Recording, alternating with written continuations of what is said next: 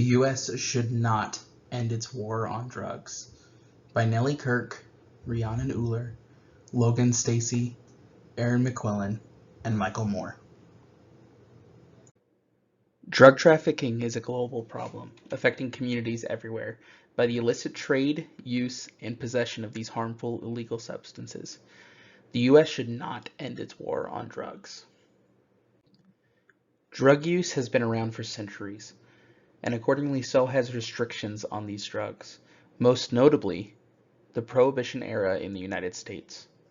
But the war on drugs is different. It is a specific era that started in the early 1970s, when President Richard M. Nixon established the war on drugs and declared that drug trade posed such a potent problem that it required the same force to fight as a literal war. It includes effective drug policies that are designed to discourage the distribution, consumption, possession, and production of psychoactive drugs that were made illegal within the United States. This caused governments, both national and local, to amp up their combating of the drug menace within the United States. This led to different government agencies, such as the Drug Enforcement Administration, or DEA, to be formed. The hope for this war on drugs being declared was that it would prevent criminal acts involving these illegal substances from being used and protecting the public from the harmful effect these drugs can have on each of them. This can be through direct use of these substances or by crimes springing up from drug-related charges. Since the beginning of the war on drugs, as of 2014, nearly one-half the federal prison population was people serving for drug-related offenses. To start our argument for why the U.S. should not end the war on drugs, we would like to discuss all of the damages drugs induce in individuals and on society as a whole. First, there are many negative physical effects of abusing drugs, as I'm sure many of us already know.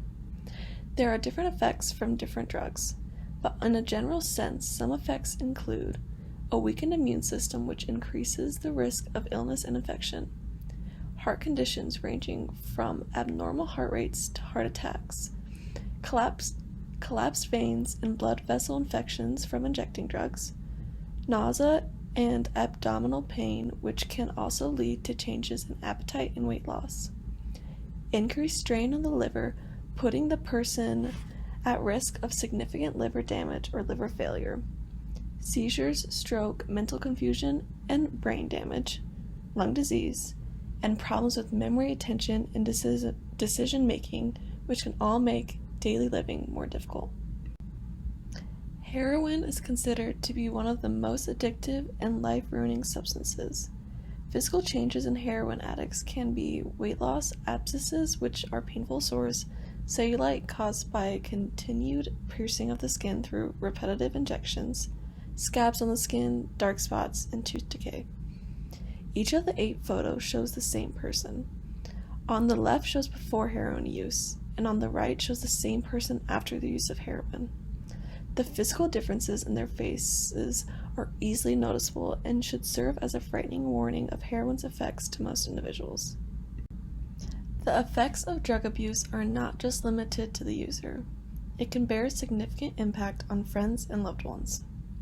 Drug abuse also can influence all aspects of life on a larger scale, including in communities, hospitals, schools, workplaces, jails, and more. A report by the National Institute on Drug Abuse determined that drug abuse and addiction led to losses over $740 billion due to the crime-related expenses, decreased workplace productivity, and healthcare costs, demonstrating the extreme detriment drug use can cause to American society as a whole. These individual effects and larger influences on society as a whole are enough to warrant a war on drugs. One of the biggest arguments for keeping up with the war on drugs is the deterrent it poses to potential drug dealers and users. Or, more accurately put, the deterrent of harsh sentences that keeps drug dealers and users, or potential drug dealers and users, from escalating their crimes. The basic thought process here is that the threat of a harsher punishments and the huge effect that it can have on your life, you will be less likely to commit the crime to avoid those harsher punishments. If these drug-related crimes are treated more harshly, it can serve as an excellent deterrent to prevent and lower drug dealing and usage. Currently, the punishments in place for drug crimes do a good job of providing that deterrent.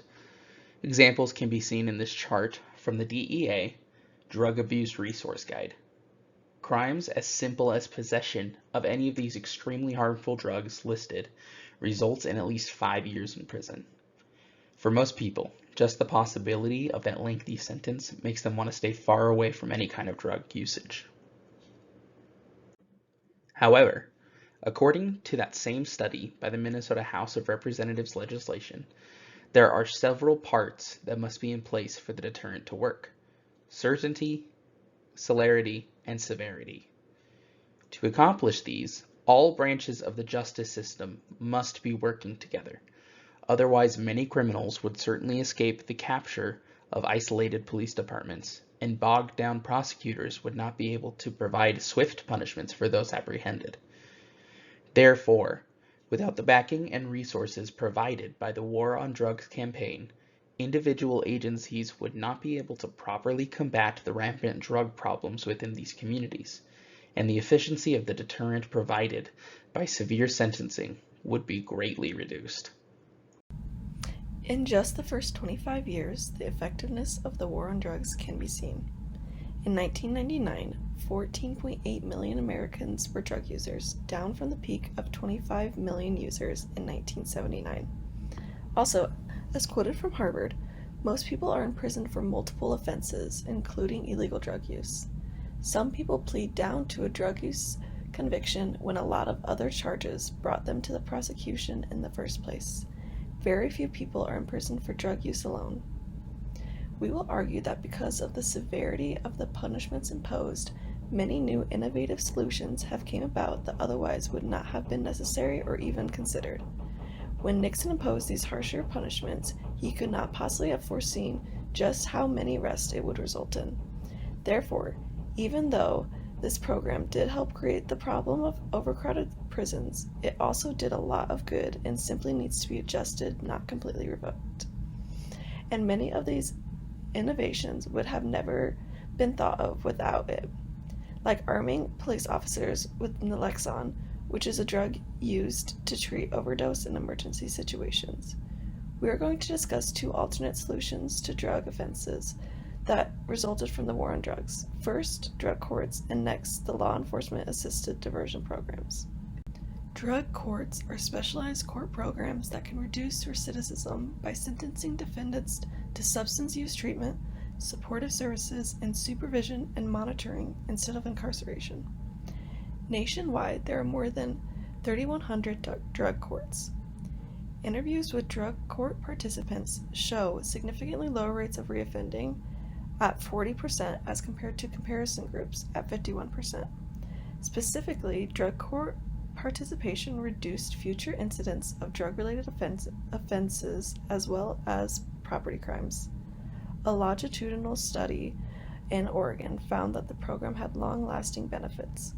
14 years after enrolling in the program, drug court participants were 24% less likely to be rearrested for a drug-related offense and nearly 30% less likely to offend at all. A national evaluation of drug courts found that participants were 26% less likely to report substance use after completing the program than individuals processed through traditional systems. Drug court participants were also less likely than non-participants to report unmet educational, employment, and financial service needs.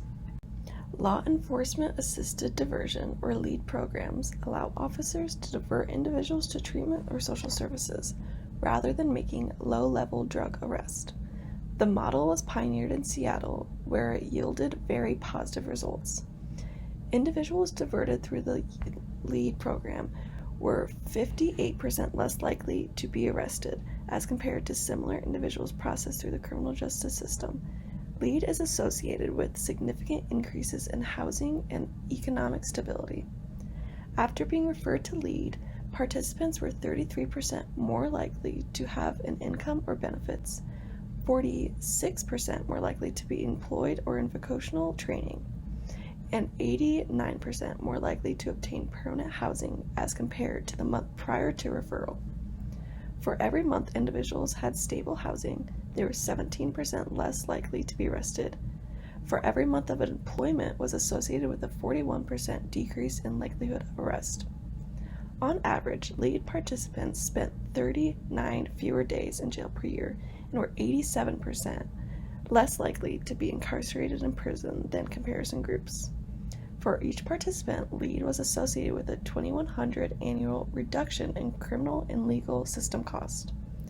The average annual cost for a non-participant increased by $5,961 in the same period.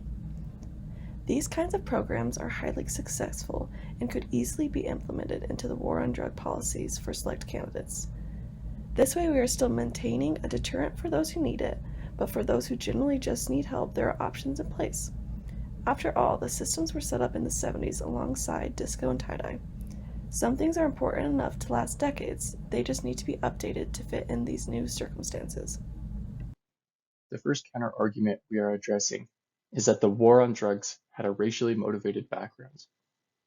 In a 1994 interview with John Ehrlichman, President Nixon's former domestic policy chief, we knew we couldn't make it illegal to be either against the war or black, but by getting the public to associate hippies with marijuana and blacks with heroin, and then criminalizing both heavily, we could disrupt those communities. We could arrest their leaders, raid their homes, break up their meetings, and vilify them night after night on evening news. Did we know we were lying about drugs? Of course we did. It is unreasonable to disparage the war on drugs because of the cynical perspective of a man convicted from his involvement in the Watergate scandal. As we can see to the right, John Ehrlichman was one of those convicted from their involvement in covering up the Watergate scandal. Additionally, a method legislators use to influence behavior is by passing excise taxes on goods deemed harmful or dangerous. Consumers pay an extra tax on alcohol and cigarettes to deter consumption in those products. Major drugs are deemed so harmful that, to deter consumption, the excise tax is criminal charges. We need to use this perspective, deterring harmful behavior in regard to the war on drugs, not one motivated by racism or hate. The second argument against the war on drugs is that the war on drugs is counterproductive. Kristen Gwynn of the Progressive magazine stated, "The opioid epidemic, which has shifted the public discourse toward more compassionate, evidence-based solutions, offers a chance to insist on better approaches." As Kristen is alluding to, the war on drugs in the past has not been perfect, but this new epidemic, the opioid epidemic, has opened the door for more compassionate and other solutions that offer, as she said, a fresh chance to insist on better approaches. In conclusion, we have discussed the background of the war on drugs, damages of drugs, deterrence, innovative alternatives, and we have taken a look at some of the arguments against the war on drugs. While some of the history and the war on drugs itself has not been perfect, there are things that can be done that can make it perfect. And for these reasons, we argue that the war on drugs should not end.